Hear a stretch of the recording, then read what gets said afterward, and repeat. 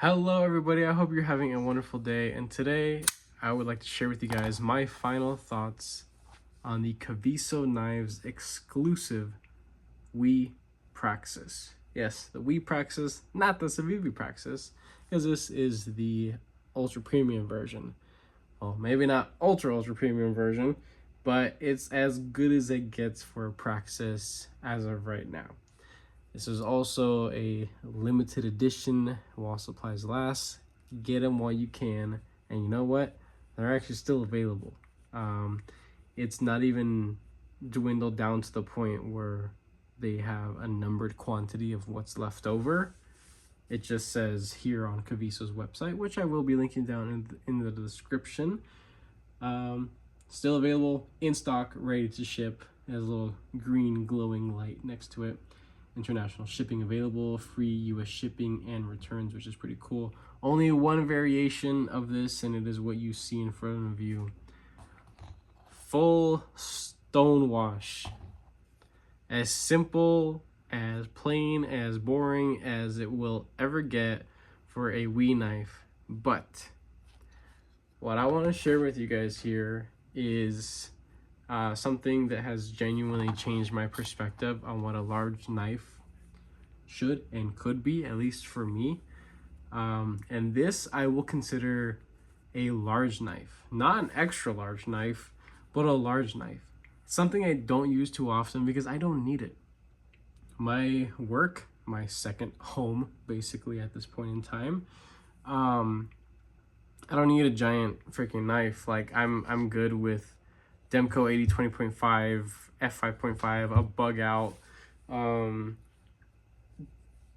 baby stout, or the pony stout, things like that. Like I like medium small knives. That's my thing.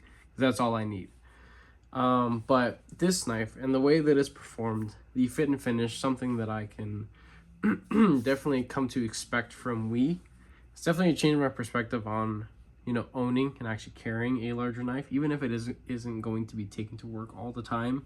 It definitely could be, but that's mainly due to its blade shape and usability and things like that. It's just, there's a lot of good here, and as simple as boring and as plain as it may look, there's a lot of good here. $212.50. This is worth every single last penny, and I highly recommend it. All right, that's it. Review done. Go buy it. You're welcome. No, just kidding. But as I mentioned before, get it while you can, because Wii is known for making bangers and just discontinue them like the second that they catch on. I don't know why. Wii just does that to stay. Wii Knife Co does that to stay relevant, I guess. I don't know. They seem to do that with, a lot of designs that end up catching on. They have them out for like a year or so, a couple sales, some stuff around the holiday season. They sell out whatever stock at certain retailers, and then they just never restock. And then they say discontinued, and just never restock, but the listings stay. So it's kind of freaking annoying. So reading a couple of specs off of here, going through materials, you have here full titanium frame lock, all titanium hardware, titanium thumb studs, T8 everywhere except for the T2, T6 screws that are nice and flat and recessed, along with the clip, which is a bent over titanium clip. Here we have a magnet. Absolutely nothing sticks. Of course, blade should definitely stick, because that of course is steel. And the blade material that they're using here is CPM S35VN for $212.50. Yeah, I'm completely okay with that. Would it have been cool if maybe they did something a little schmancier, maybe charge 30-40 bucks more? Yeah, honestly, they would probably still sell just as much. But hey, it's all right. CPM S35VN, good to go stuff. I've never really complained about it in the past. At this price point, I'm not going to complain about it now. The hardness they have here between 59, 61, That's the same hardness that they have their M390, which it's not great. Of course, we always want to be able to push forward, push boundaries and things like that, limitations, move past these things. But it's as good as it gets for, you know, right now in today's standards. Drop point blade, full flat grind, no hollow or anything like that. It would be almost impossible to do a hollow, seeing as how stupidly thin this blade stock is. Now, I don't own calipers, nor do I own the original Praxis, but I have been told that this is a little thinner than the original, I believe. And I mean, yeah, this thing is a pretty stupid slicer. It's just, I mean, look at that. Like on the spine, it almost disappears. And then you turn it and it's this giant, wide, gorgeous blade. A utilitarian, of course, it's very simple, large, broad drop point blade. The overall size and ergonomics, it's good stuff. Definitely good to go. It just says gray stonewash, K ceramic bearings, some jimping, and manufactured by We Knife Co. The blade length is 3.75. So if you live in an area where blade length restrictions are just kind of running rampant and it just sucks to own anything cool or of good size, there's a mini. They make the mini Praxis, and from what I know now, Civivi, they are able to keep them in stock, so they're not selling out like they used to when they first dropped. Still a highly recommendable knife, that mini Praxis. I think it's a sweet little guy, really is. Super cool. It would be pretty awesome if they made that in kind of like a mid-range. Maybe not full-blown tie, but maybe if they made like a mini 2.0 that was maybe just a hair bigger, just a little bit bigger, maybe slightly better materials. Anything, I'll take anything over anything less than D2. I'll take 14C. Give me 14C. Nitro V, that would be sweet. We've known Civivi to make a lot of like middle class or middle level knives in Nitro V, because that's as good as it gets for about you know, the budget knife material territory. It's good stuff. I definitely do enjoy that. The overall length is 8.44. Closed handle length is 4.69. And we have the weight here at 3.83. I have a little scale here just to check, just for fun. No particular reason. Not like I don't believe it or anything like that. Yeah, there we go. 3.8. And you know what? For the size of knife, feels just about right. And it's honestly pretty impressive because it is very thin. We have full titanium with internal milling. Even though how thin this is overall, it doesn't feel super thin in hand because everything is just so well rounded and finished. But there is internal milling, and I do definitely enjoy that. Just overall, this thing has been quite wonderful to use. That is really about it. Let's get some size comparisons on. We've done weight, we've done specs, we've done a little bit of rambling per usual. Here we have it up against my PM2. It's bigger. It's definitely longer. Definitely longer than the PM2.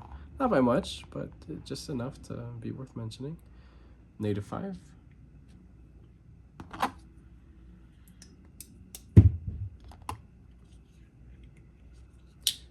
Have the Benchmade bug out right up here.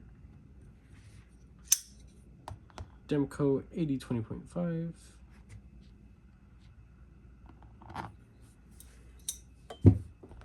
And last but not least, it's my F5.5. So there is that for size comparison knives.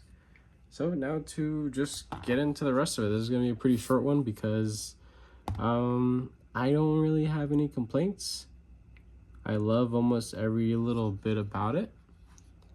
It came wonderfully sharp. I haven't put my own edge on it yet, but based on the height, thickness behind the edge, the overall shape. This thing is a stupid slicer. And once I put my edge on it, I can probably cut a very clear hole through space and time, most likely. I'll let you guys know.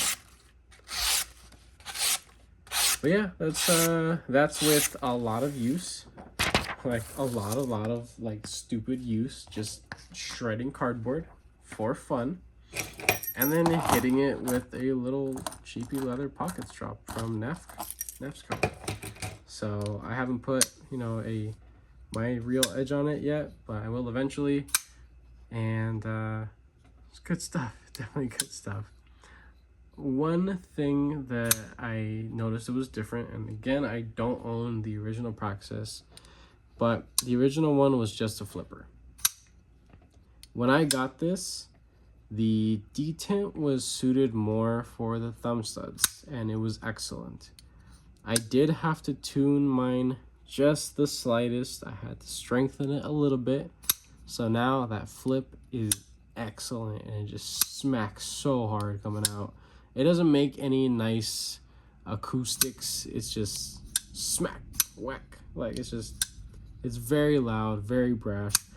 And the thumb studs, they've become a little bit tighter.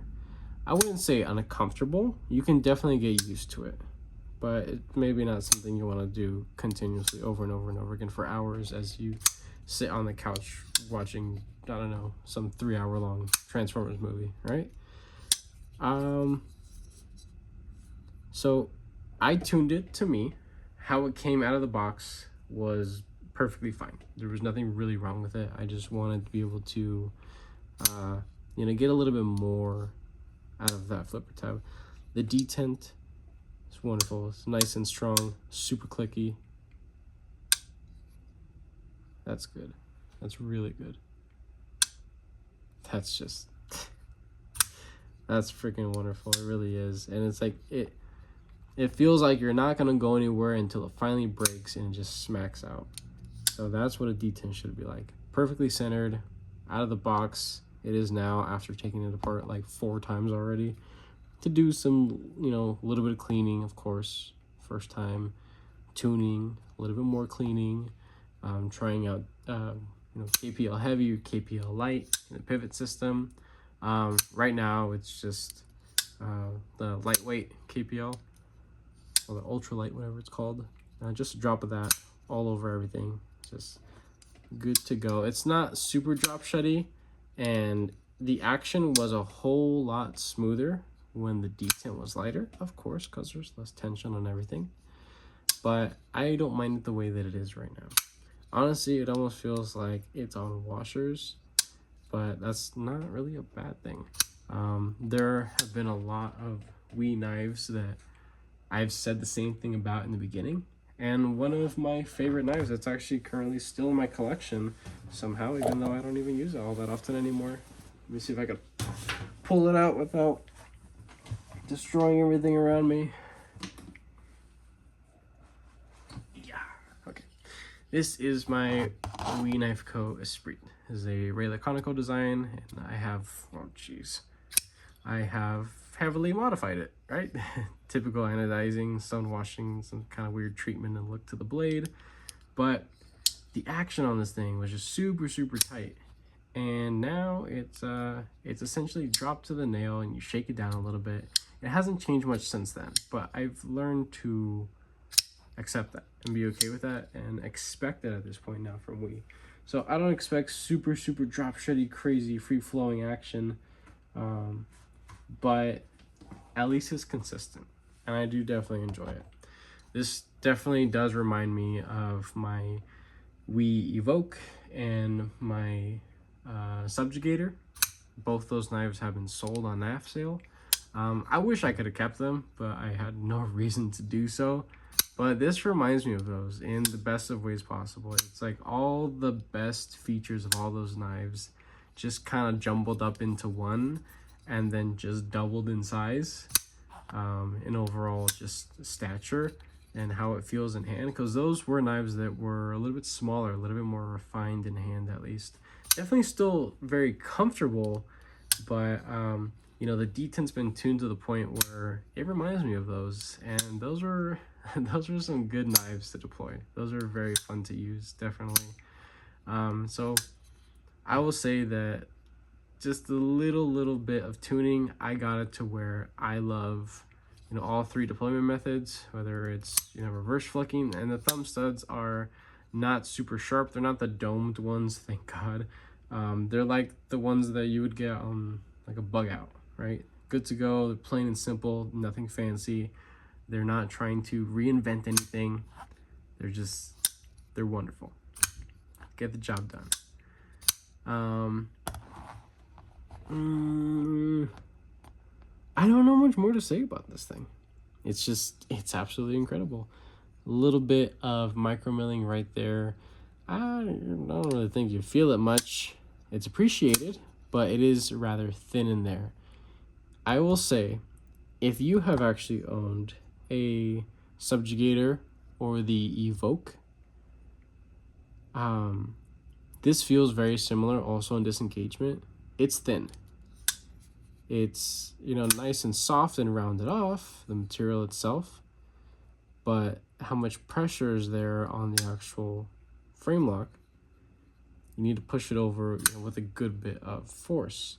So if you didn't like it on that, you're probably not gonna like it on this.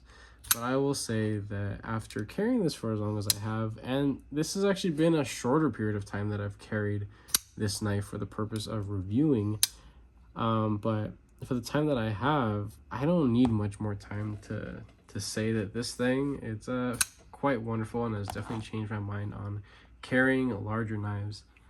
I love this knife so much so that this is actually going to be moving into a size comparison spot, which is honestly like the only like real honor I can, you know, offer on this channel, because to get to that spot, like, I need to actually like really love something, whether I use it a lot or not. I need to love like a lot of different things about it. So you guys are going to be seeing this, and I mentioned in one of a different review or content video of mine that I try not to make comparison knives, like new comparison knives, of ones that are impossible to get or one-offs or super crazy, ridiculously expensive. Yeah, you know, a little bit over $200. It's a good chunk of money, but also these are still almost the same dimensions and at least overall profile as the regular Praxis, which was a huge success, and one of the three first knives that Civivi, you know, ever, like when Civivi first came out. It was a backlash to Praxis, and I think like the Duris or something like that. The Duris was discontinued like a week after. I don't freaking know. I liked the backlash just because that was the look that I liked at the time. I didn't know any better, but if I had given a second look at the Praxis, I probably would have fell in love with it, just as a lot of people did. And I've come to learn that a lot of people actually own multiple versions of the Praxis because it is such a wonderful knife and there is so much value here. Even for the budget ones that was like in D2 or 9CR 18 MOV or whatever the budget blade material that was, you know, being used at the time. But now they have ones in like gold, silver, and copper fleck carbon fiber that has a beautiful polish, different wood handles, different other scale materials, and like, it's popular. If Civivi is actually making multiple iterations of it, not to the point where it's like another Civivi, another Elementum. It's not another Elementum, but it would be like maybe a step or two under what a Elementum would be when it comes to popularity. So yeah, this is going to be a new size comparison knife, and you guys are going to see this now every single time that you see a size comparison or a review or whatever. So let's see if I can fit all these guys in here. Probably not. Okay, yes we can. So yeah, we are back up to 6 size comparison knives, and for the people that you know, may not be the biggest fan that I don't have larger knives for size comparison, there you go. I got something bigger than a PM2 and I actually love it. So with that being said, I will be linking this down in the description. I hope you guys enjoy this. I definitely did. I will be making some future content using this knife. I'm going to be anodizing it.